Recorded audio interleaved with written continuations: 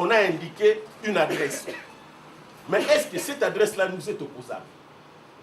Du moment que je vous ai démontré que les pièces qui nous ont été communiquées indiquent bel et bien que les Dokolo qui disent n'avoir pas été atteints habitent sur 10 avenues de la République dans la commune de Ngaliema. Le fait que cet exploit a été signifié au domicile de la mère des trois assignés. Ça, c'est une espèce de simplisme parce que vous imaginez que ce n'est pas pour rien que le législateur a organisé les délais de distance. C'est inacceptable, vous savez bien que ce n'est pas acceptable.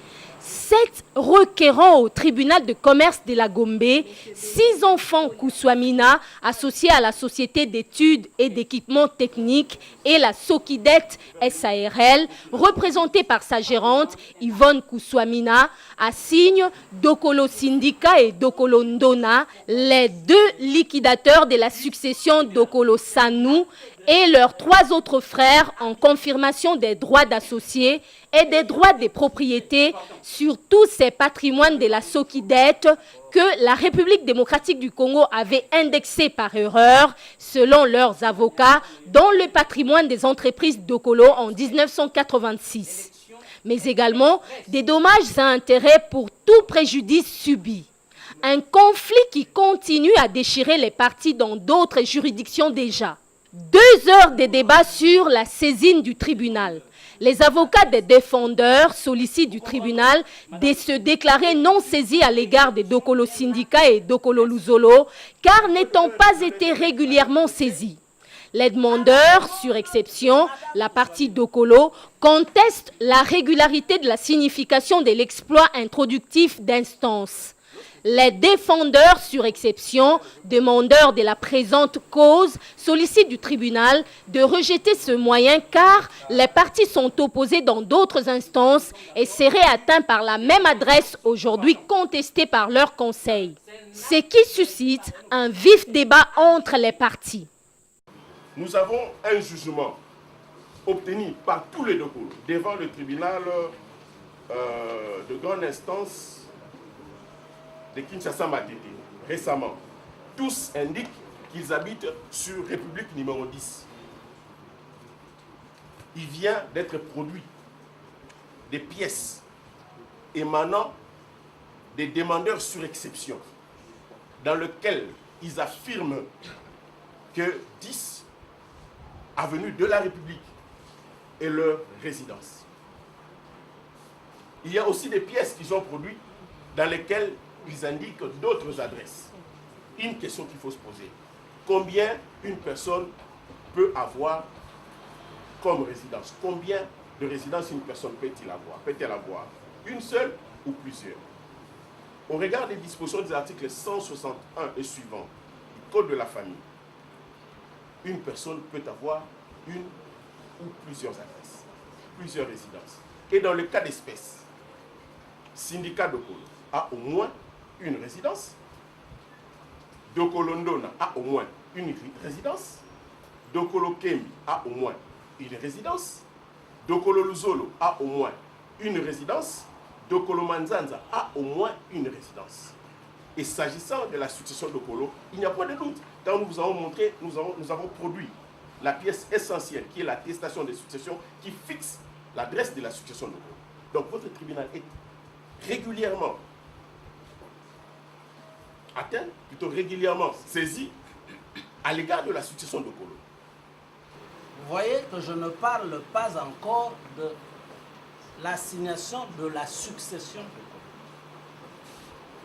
Je suis d'accord avec Maître Matuta quand il dit que la succession Dokolo renseigne être domicilié au 10 avenue de la République. Il y a tout un débat. Est-ce que la succession Dokolo est assignée dans cet exploit? Ce sont les liquidateurs qui sont assignés. Mais ça, c'est un autre débat. Je ne veux pas le dire. Lorsqu'on dit que l'élection de domicile concerne toujours une affaire spécifique, c'est vrai, Mais dans l'élection de domicile, celui qui élit domicile vous renseigne sur son adresse. Et, en l'occurrence, en l'espèce, dans tous les actes d'élection de domicile de M. Dokolo Sindika, opposé à Mme Yvonne Kousouamina, demanderesse dans cette cause, opposé à la Sokidette, demanderesse dans cette cause, M. Dokolo Sindika vous renseigne sur son adresse. Je sous-signais Dokolo Sindika, résident sur Rua Condominio Alpha Edificio 1, Piso 1, Talatona, Luanda, République d'Angola. C'est ça qu'il renseigne. Ça n'a rien à voir avec la cause concernée. Les partis n'arrivent pas toujours à s'accorder sur la régularité de l'assignation. Nous renseignerons les demandeurs sur les adresses des personnes concernées et ils referont bien les choses et nous reviendrons le moment venu. J'ai reçu la réponse parce qu'on a comparé, on a postulé. Cela veut dire qu'on a été atteint. Mais simplement, on estime que l'exploit tel qu'instrumenté ne l'a pas été de manière régulière. 2 heures de débat, les deux parties n'arrivent pas à s'accorder sur la régularité de la saisine du tribunal, mais également sur les jurisprudences au sujet de l'élection des domiciles et des résidences des partis. Prescrit à peine de nullité, qui prescrit à peine de nullité un devoir que l'huissier n'a pas rempli. Quel est ce devoir prescrit à peine de nullité que l'huissier n'a pas rempli? Quel est le grief qu'ils ont subi? Parce qu'ils ont même pu organiser leur défense. Les formalités prescrites en matière d'assignation ont pour finalité assurer les droits de la défense. Un droit de la défense aussi bien exercé ne peut pas être considéré comme violé parce qu'il est bien exercé. Ce n'est pas pour rien que le législateur a organisé les délais de distance. C'est précisément pour permettre de se défendre à ceux qui sont assignés. Sinon, vous risquez d'être des tribunaux qui favorisent les décisions à la sauvette.